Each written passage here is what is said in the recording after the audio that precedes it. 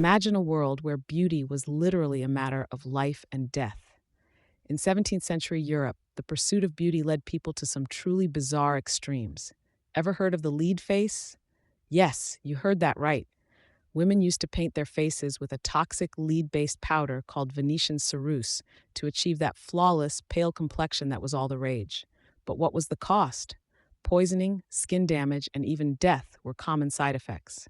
Now, let's set the scene. It's the late 1600s in France, where the court of Louis XIV is in full swing. The Sun King ruled with a flair for the dramatic, influencing everything from politics to fashion. For the ladies of the court, looking pale was a sign of nobility and wealth. The ideal beauty was a porcelain-faced woman, untouched by the sun's harsh rays. So, what did they do? They slathered on layers of ceruse, leading to all sorts of health issues. But wait, it wasn't just the women. Men also joined the beauty craze. They wore wigs, powdered their faces, and used rouge to achieve that rosy glow. The more extravagant the look, the higher your status. Can you imagine a powdered wig and a lead face? It was quite the spectacle. Now, let's talk about the infamous beauty practices of the time. To maintain that pale look, they would avoid the sun like it was the plague. Women carried parasols and wore wide-brimmed hats to shield themselves. And if that wasn't enough, they also used other questionable products, like ground-up pearls and even animal fat mixed with lead to achieve that radiant glow. But here's the kicker. This obsession with pale skin wasn't just a beauty standard. It was deeply tied to class and social status.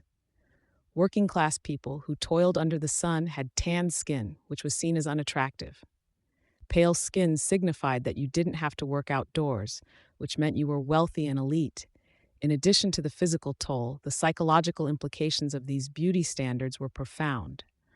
Women and men alike faced immense pressure to conform to these ideals, leading to a culture of vanity and competition.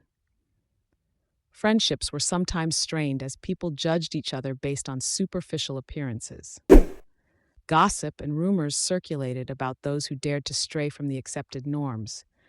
And this social scrutiny created a toxic environment where self-worth was often measured by beauty.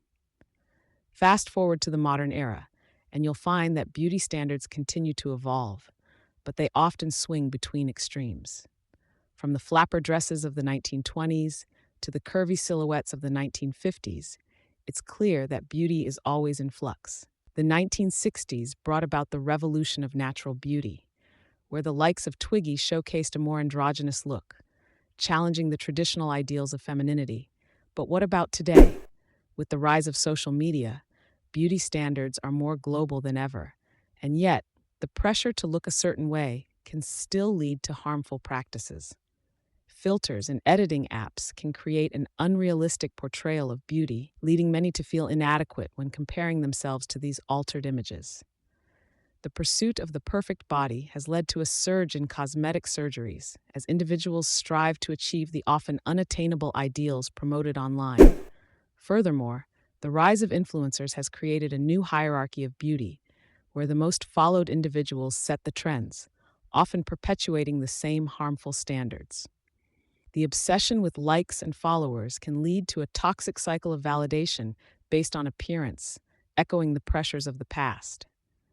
The dark side of this is the mental health struggles that many face, with anxiety and depression stemming from the constant comparison to curated lives and bodies. So what's the takeaway from this colorful chapter in history? Beauty can be a double-edged sword, leading people to make dangerous choices in the name of aesthetics. It challenges us to think critically about the standards we uphold today.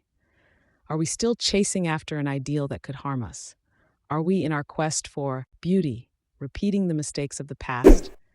Here's a thought-provoking question for you. What beauty standards do you think are shaping our world right now? And are they as harmful as the lead face of the past? Let's keep the conversation going.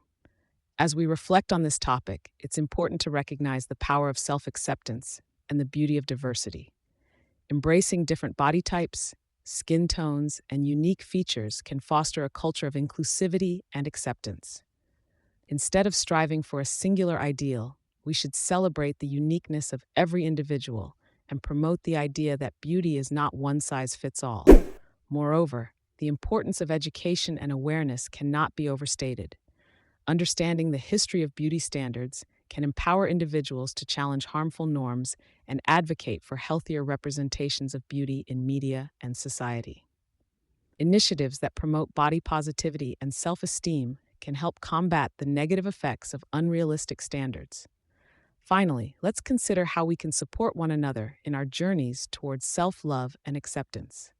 Encouraging open dialogues about beauty, sharing personal experiences, and uplifting those around us can create a supportive environment where everyone feels valued and beautiful in their own skin. The evolution of beauty standards is an ongoing conversation, and by engaging with it critically, we can pave the way for a future where beauty is defined by more than just appearance.